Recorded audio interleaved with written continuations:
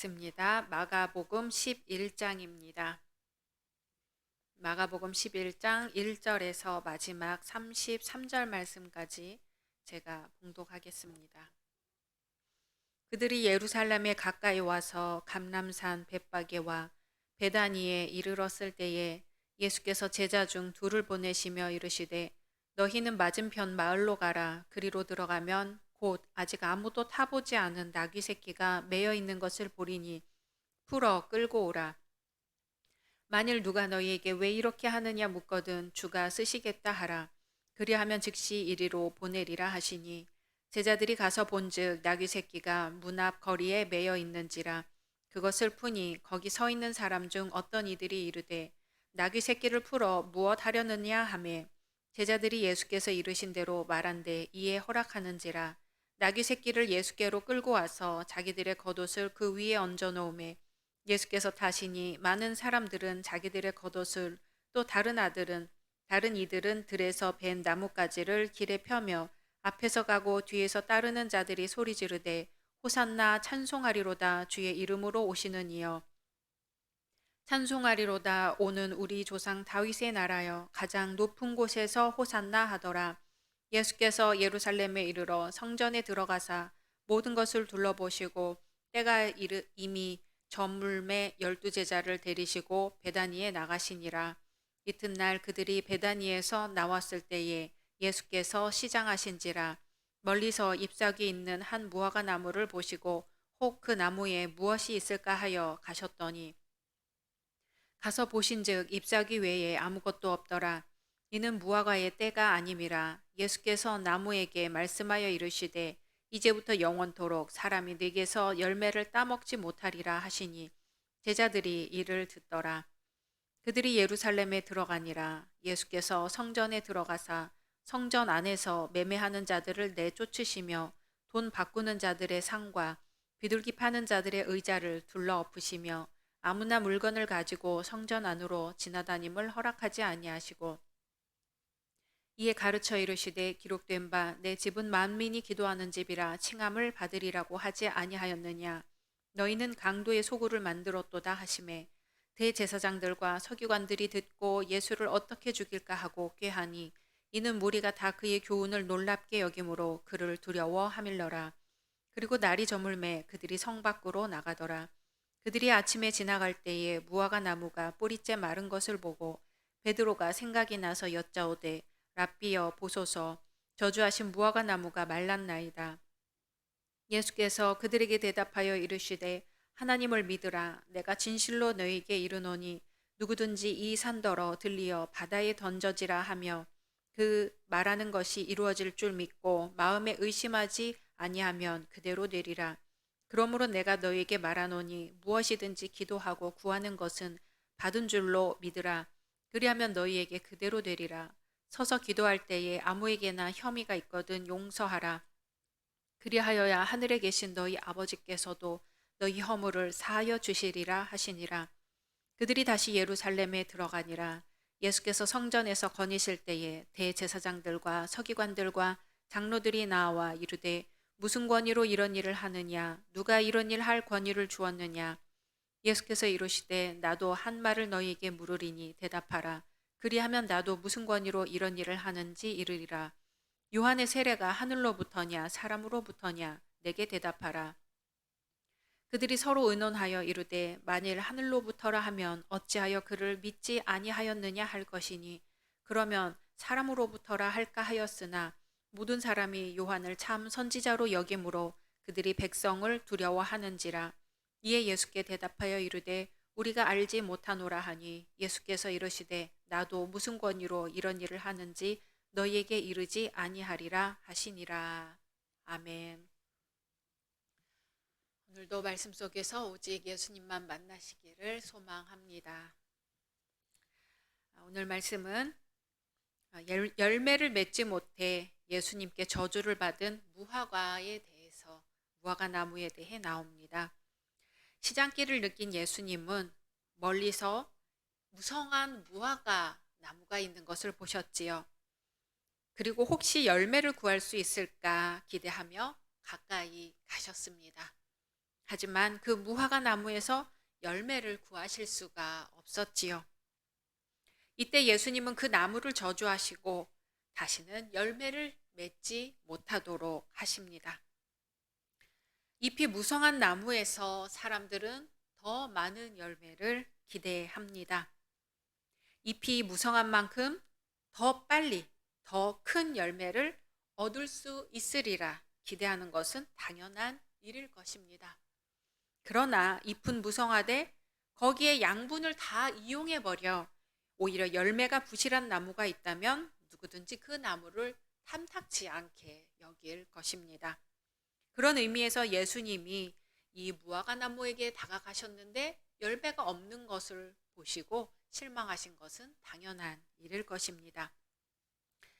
우리는 외모가 출중한 사람을 보고 그야말로 감탄할 때가 있습니다. 그러나 그 사람들에게 실망한 경험도 있을 것입니다. 아름다운 얼굴과 도저히 어울리지 않는 언어를 쓰거나 앞서가는 패션 감각과는 너무나 조화되지 않는 얕은 지식, 잎은 무성하지만 열매가 없는 무화과 나무와 같습니다. 우리 생활에서 어떤 것이 잎이고 어떤 것이 열매일까요? 교회에서 여러 가지 직분을 가진 것, 그럴듯한 역할들을 하고 있음에도 불구하고 우리는 잎만 무성한 무화과 나무일지 모릅니다. 잎은 보기에 아름답고 화려하지만 그림의 떡에 불과하지요. 하지만 열매는 다른 이들을 이롭게 합니다. 목마름을 해소해 주거나 배고픔을 없애줍니다. 우리의 삶이 아름답고 남 보기에 부러울 정도로 풍족하다고 해도 그것이 남 앞에서 우리를 치장하는 역할밖에 하지 못하는 것이라면 그것은 잎사귀에 불과합니다.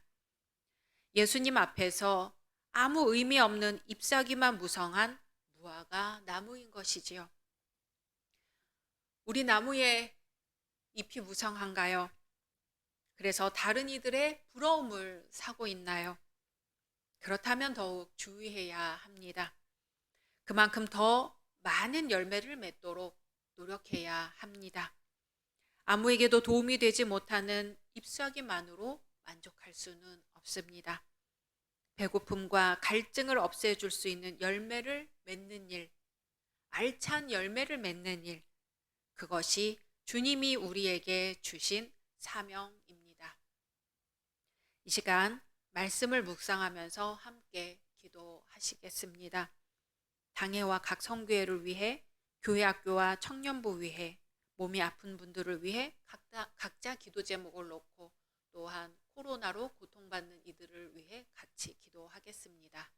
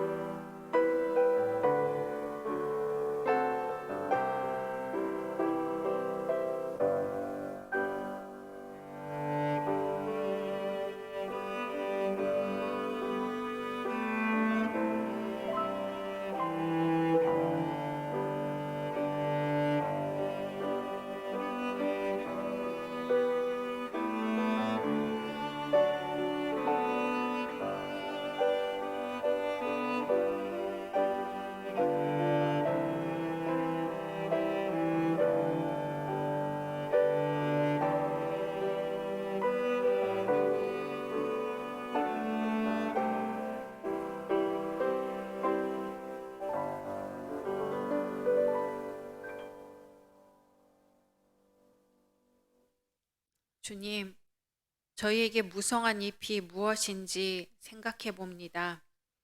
남들이 열매를 기대할 만큼 푸른 잎이 가득하지만 주께서 원하시는 열매가 없어 사실은 쓸데가 없는 것을 생각해 봅니다.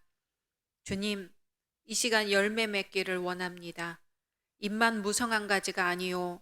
주님께서 원하실 때 내어드릴 열매가 있는 삶을 살기를 원합니다. 우리가 원하는 것을 구하며 살지 않고 주님이 원하시는 것을 구하며 사는 삶을 살게 하소서. 겟세마네 동산에서 하나님의 뜻을 구하며 기도하셨던 예수님을 기억하게 하소서. 예수님의 이름으로 기도드립니다. 아멘.